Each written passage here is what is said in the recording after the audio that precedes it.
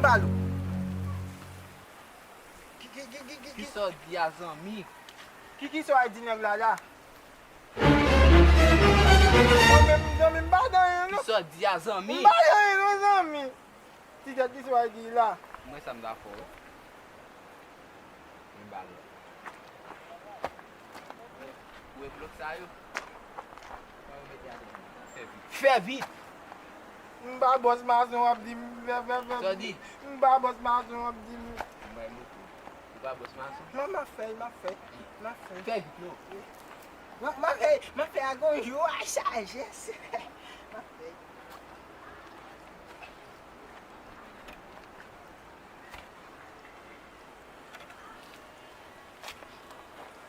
E fè vit ou fè? Oui, ma fè, oui, boss la. Ma fè.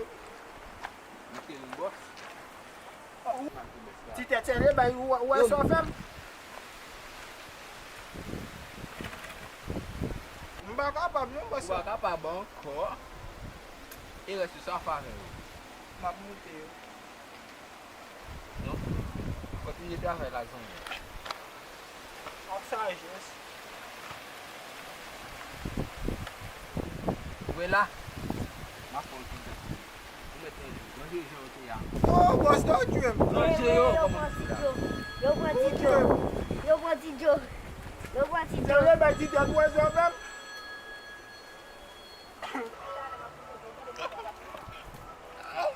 Ak sajes. Pivi.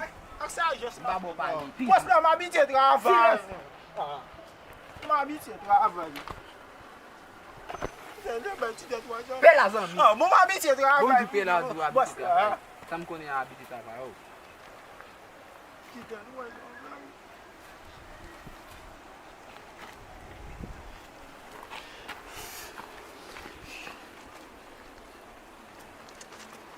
Ki so a fe la? E lot gen nou, so a fave. Let gen na. So a fave. Let gen na boy dem.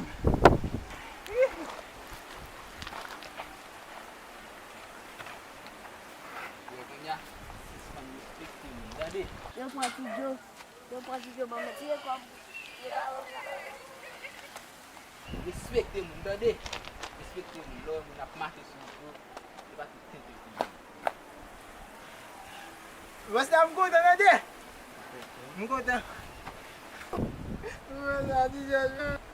I fèm go.